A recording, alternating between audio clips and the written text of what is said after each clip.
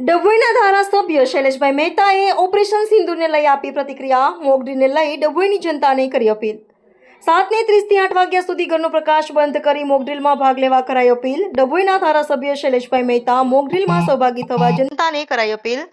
ડભોઈ નગર અને તાલુકામાં 7:30 થી 8 વાગ્યા સુધી પ્રકાશ બંધ રાખવા કર્યો અનુરોધ. રિપોર્ટર મિત માછી, શિનોર સમાચાર ન્યૂઝ, ડભોઈ.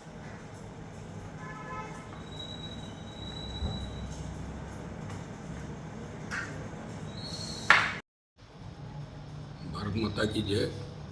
જે રીતે પહેલગામનો બદલો ભારતીય સેનાએ લીધો છે રાત્રે, એના માટે ભારતીય સેનાને સાથે સાથે સૌથી વધુ આપણા વડાપ્રધાન શ્રી નરેન્દ્રભાઈ મોદીને અભિનંદન. સાથે જ આજે જે મોક ડ્રીલનો કાર્યક્રમ સાંજે 7:30 થી 8 દરમિયાન રાખવામાં આવ્યો છે, હું ડભોઈ નગર, ડભોઈ તાલુકા અને ડભોઈ વિધાનસભાના નાગરિકોને વિનંતી કરું છું કે આપણે સૌ આમાં સહકાર આપીએ. 7:30 થી 8 દરમિયાન આપણા ઘરની લાઇટો ચાલુ હોય તો એનો પ્રકાશ બહાર ના જાય એની વ્યવસ્થાઓ ગોઠવીએ. જાડા પડદા કે બ્લેક પડદા રાખીને સહેજ પણ પ્રકાશ બહાર ના જાય એની કાળજી રાખીએ. આપણે કોઈ વાહન પર હોય તો એની હેડલાઇટ બંધ કરીને સાઈડ પર ઊભા રહી જઈએ.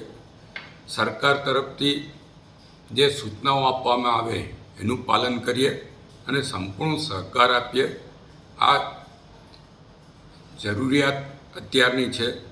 મોક ડ્રીલ મારફત આપણને યુદ્ધના સમયમાં શું પરિસ્થિતિ ઉદ્ભવે ને શું આપણે કરવું જોઈએ, સરકાર આપણને જે ટ્રેનિંગ આપી રહી છે એ ટ્રેનિંગનો આપણે લાભ લઈ શકીએ અને કોઈ ઇમરજન્સી ઊભી થાય તો કેવી રીતે લોકોને ઇમરજન્સીમાં મદદ કરવી, એ તમામ વસ્તુને ધ્યાનમાં રાખીને આપણે સૌ સરકારની જે કંઈ સૂચનાઓ હોય, તંત્ર તરફથી જે કંઈ સૂચનાઓ આપવામાં આવે એ ડભોઈ નગર અને ડભોઈ તાલુકા અને ડભોઈ વિધાનસભાના તમામ નાગરિકો એ તંત્રને જે કંઈ સૂચનાઓ હોય એનો અમલ કરે એવી આ મારફત વિનંતી કરું છું.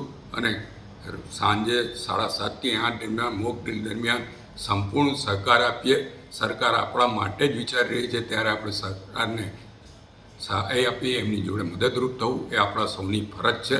એ ફરજ આપણે સૌ નિભાવીએ અને આપણા દેશ પ્રત્યે પ્રતિબદ્ધ બને એ જ અભ્યર્થના ફરીવાર આપ સૌ વહીવટીતંત્રને સાથ સહકાર આપો એ આપ સૌને વિનંતી છે.